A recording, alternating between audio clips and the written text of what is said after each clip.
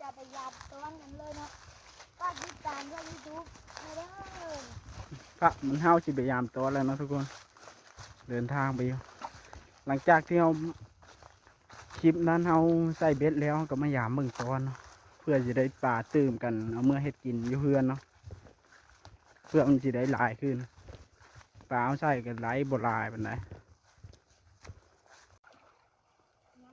ทึกบ่ โอ้กระปูโลนะ กระปูเมื่อกี้น้ำตำหุ่ง มึงในหูเอียนมาหูเอียนเลย มีบ่ปลาตัวกะ ขึ้นไปเลย เอาก็ยั้งแป๊บนึงเอาก็ยั้ง โอ้แม่ โอ้โอ้โอ้โอ้ยตกตะพังมาโอ้เจ็บแขนเลย เอ้ามึงไปยังเลยมันเอาทุกคน ยั้งเอาลงมาหน่อยนี่บอกกระปูยามต้องเบิ้งที่ไรปลา ลงเร็วหน่อย เด็ดปลานี่ปะบ่มีเลยว่าปลาไปเห็นมันว่านี่เด็ดในปลานี่แม่น่ะ เด็ดเยอะจังเลยมาเร็ว กระปูเมื่อกี้น้ำตำหุ่งแม่เนาะแม่น่ะกูสิเอามือกูสิต้ม ต้มก้นบอกมาเร็ว เพิ่นสิกินบีมพญาติกินดิบกระท้อนมันต้องกระท้อนแบบฟัง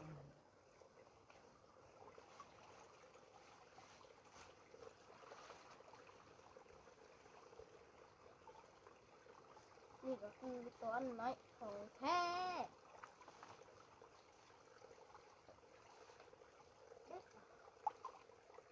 อองเด่น เนี่ยมีเกียรติพร้อมเจ้ากระปูเดินวัวกระปูลาย ได้กับปูถึงมองไหม มีห้ากระปูที่โง่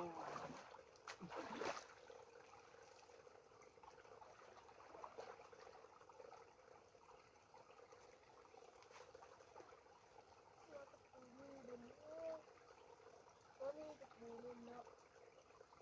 กับปูน้อยดีตัวเนาะ แม่งออกมันดึงออก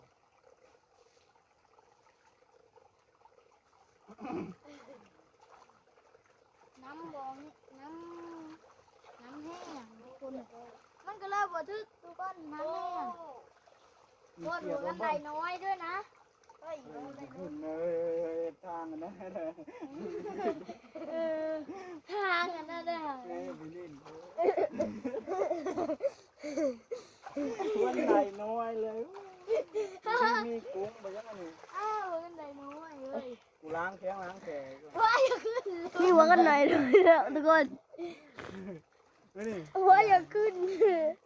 ขึ้นน้ำหนักแล้วบ่ยังบ่เฮ็ดเฮ็ด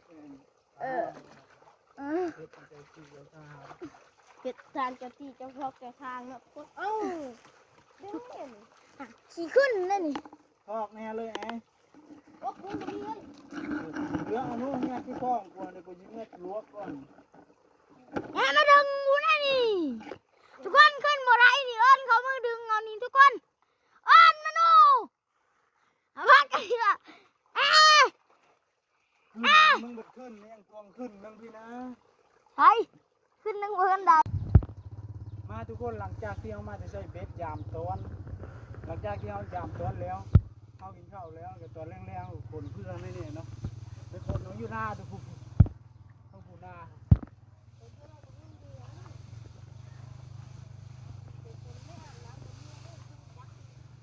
ง้างมือที่เกิดจัง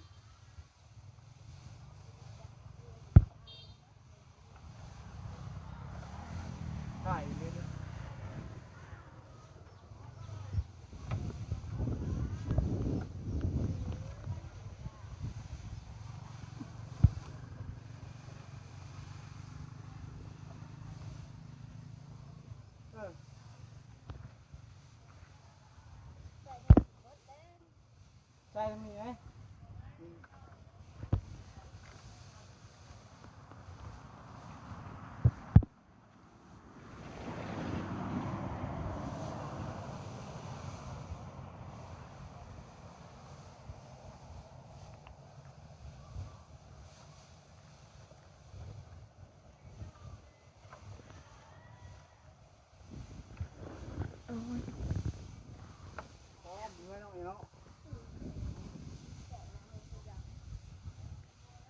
ว่าหัวน้ำผมมี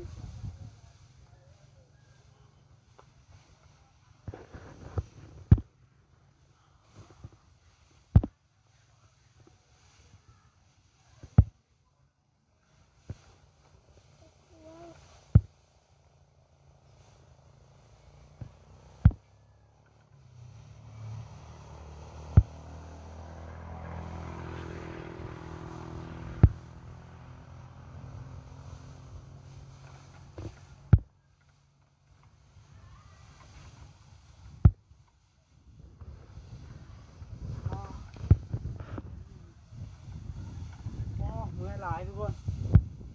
เพื่อนคนเต็มลังรถนี่ก็เพราะแห้ง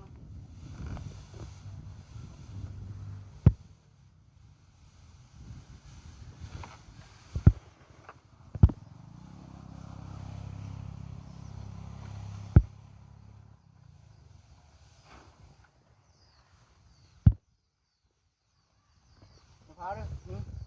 มืออันนี้ออกก่อน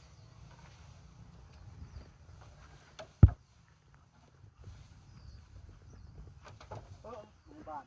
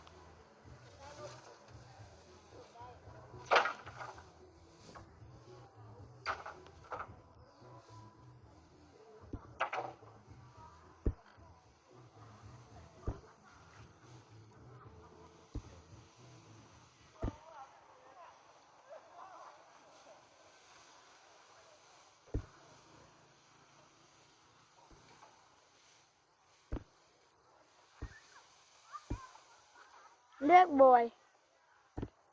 กินน้ำ